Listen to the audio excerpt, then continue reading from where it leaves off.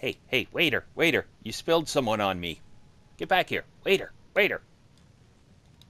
No, it's time for another Snowball Reads, A Hypothetical Treachery. Hypothetical Treachery, a one-act play. That is really a long-run act play by Anthil Morver. Dramatis personages. Dramatis personae. Malvasion, a high elf battle mage. Inzolaya, a dark elf battle mage. Inzolaya, dark elf battle mage. Dulcidius, a Cyrodiilic healer. Skyavus, an Argonian barbarian. A ghost, some bandits. Scene Ellenwood. As the curtain rises, we see the misty labyrinthian landscape of the legendary elder grove of Valenwood, full of cannibals. All around we hear wolves howling. A bloodied reptilian figure, Skyavus, breaks through the branches of one of the trees and surveys the area. Skyavus, it's clear. Inzolaya, a beautiful dark elf mage, probably busty too, climbs down from the tree, helped by the barbarian. There is the sound of footsteps nearby. Skyavus readies his sword, and Inzolaya prepares to cast a spell. Nothing comes out. Inzolaya, you're bleeding. You should have Dulcidius heal you for that. Skyavus, he's still drained from all the spells he had to cast down in the caves. I'm fine if we get out of this and no one needs it more. I'll take the last potion of healing.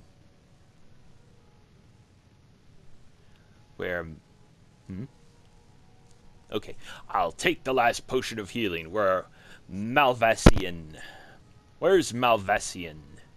Malvasion, a high elf battle mage, and Dulcidius, a Cyrodiilic healer, emerge from the tree, carrying a heavy chest between the two of them.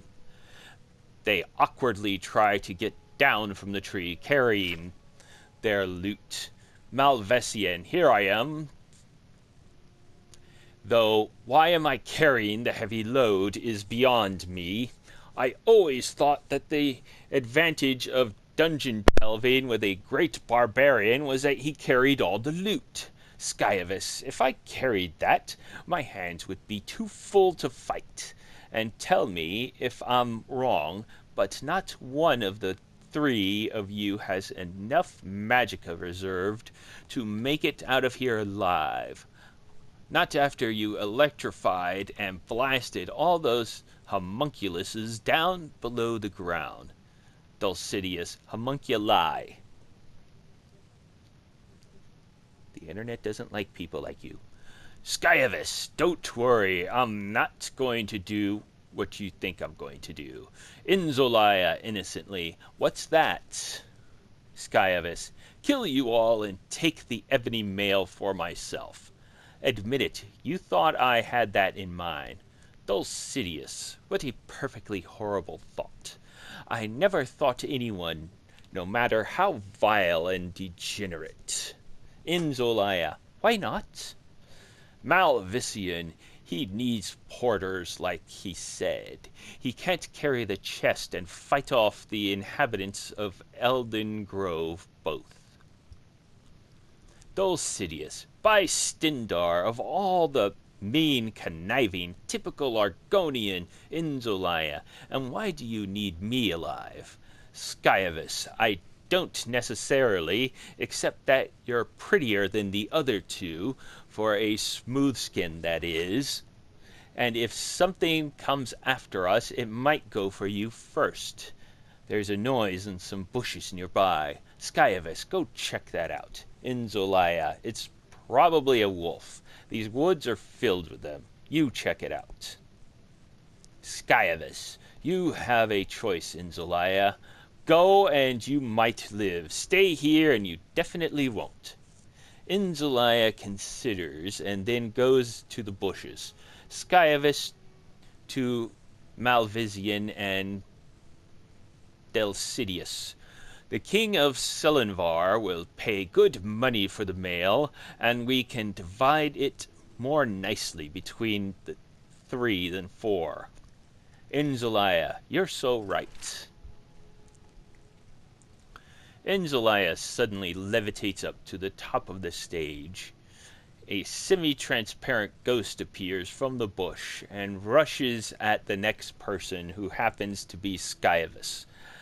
As the barbarian screams and thrashes at it with his sword, it levels blasts of whirling gas at him. He crumbles to the ground. It turns next to Dulcidius, the healer. As the ghost focuses its feasting chill, the hapless Dulcidius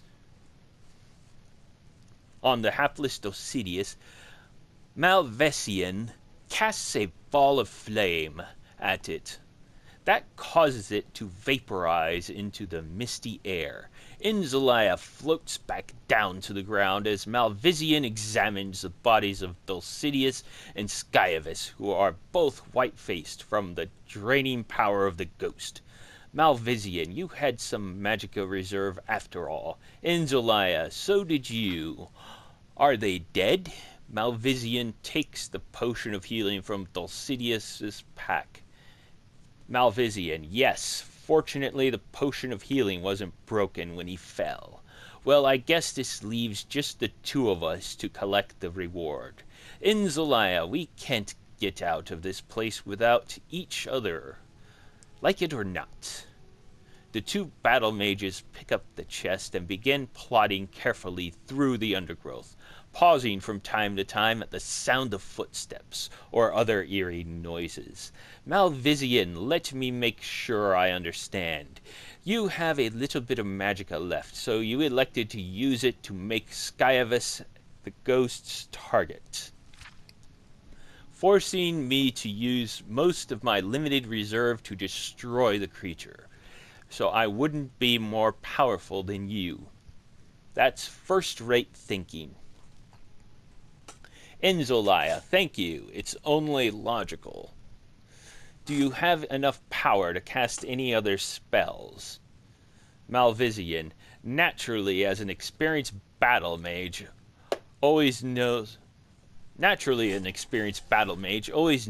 a few minor but highly effective spells for just such a trial. I take it you 2 have a few tricks up your sleeve. Inzalaya, of course, like you said. They pause for a moment before continuing as a fearful wail pierces the air. When it dies away, they slowly trudge on.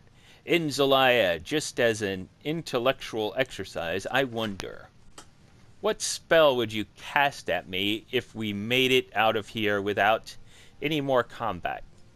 Malvisian, I hope you're not implying that I would dream of killing you, so I would keep the treasure all to myself. Inzalaya, of course not, nor would I do that to you. It is merely an intellectual exercise. Malvisian, well, in that case, purely as an intellectual exercise, I would probably cast a leech spell on you to take away your life force and heal myself. After all, there are brigands on the road between here and Selvanar, and a wounded battle mage with a valuable artifact would make a tempting target. I'd hate to survive Eldengrove merely to die in the open. Inzalaya, that's a well-reasoned response. As for myself, again, not saying I would ever do this, but I think a simple, sudden electric bolt would serve my purpose admirably. I agree about the danger of the brigands, but don't forget, we also have a potion of healing. I could easily slay you and heal myself to full capacity. Malvisian, very true. It would end up a question then of whose spell was more effective at that instant.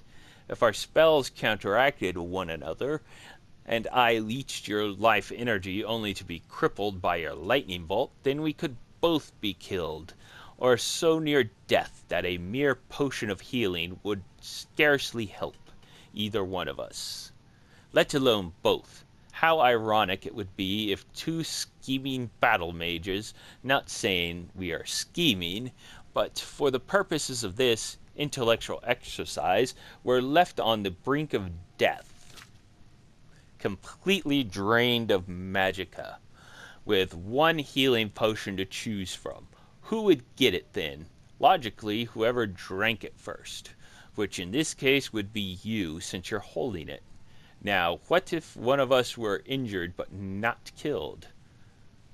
Logic would dictate that a scheming battle mage would take the potion, leaving the injured party to the mercy of the elements, I suppose. In Zolaya, that does seem most sensible.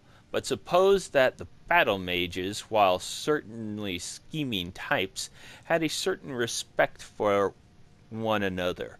Perhaps in that case, the victorious one might, for instance, put the potion up a tree near his or her gravely wounded victim. Then, when the wounded party had enough magicka replenished, he or she would be able to levitate to the tree branches and recover the potion. By that time, the victorious battle mage would have already collected the reward. They pause for a moment at the sound of something in the bushes nearby. Carefully, they climb across the branches of a tree to bypass it. Malvisian, I understand what you're saying, but it seems out of character for a hypothetical scheming battle mage to allow his or her victim to live.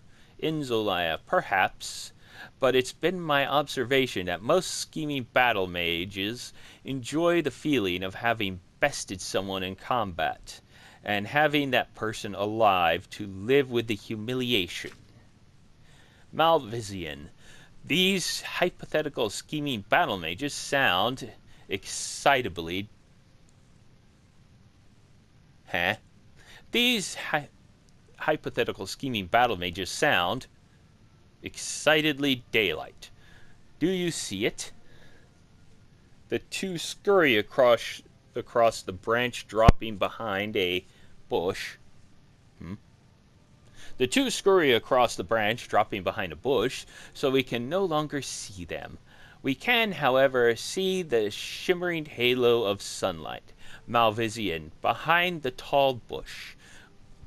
We made it. In Zolaya, likewise behind the tall bush. Indeed, there's a sudden explosion of electrical energy, and a wild howling aura of red light, and then silence.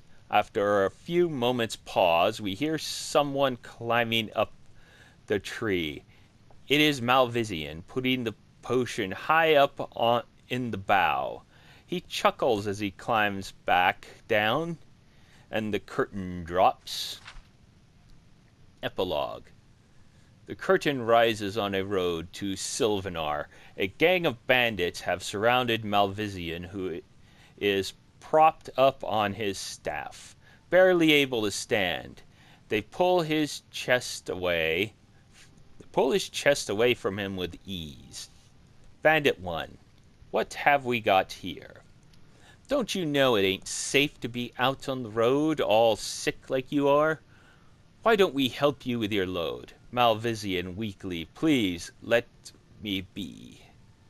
Bandit 2, go on, spellcaster, fight us for it. Malvisian, I can't, too weak. Suddenly, Inzolaya flies in, casting lightning bolts from her fingertips at the bandits, who quickly scramble away. She lands on the ground and picks up the chest. Malvisian collapses, dying. Malvisian, hypothetically, what if a battle mage cast a spell on another which didn't harm him at once, but drained his life force and his magicka bit by bit, so he wouldn't know at the time, but feel confident enough to leave the potion of healing behind. Inzolaya, a most treacherous battle mage she'd be.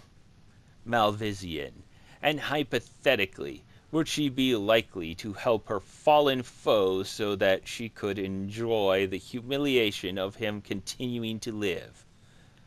Inzolaya, from my experience, hypothetically, no.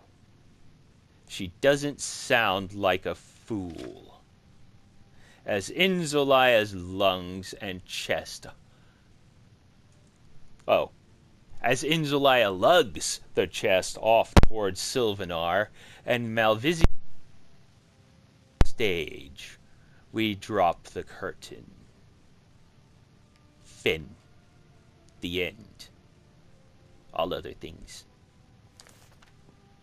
That was a hypothetical treachery. See you in the next one. Have a good day. Bye-bye. Ew, I'm sitting in someone.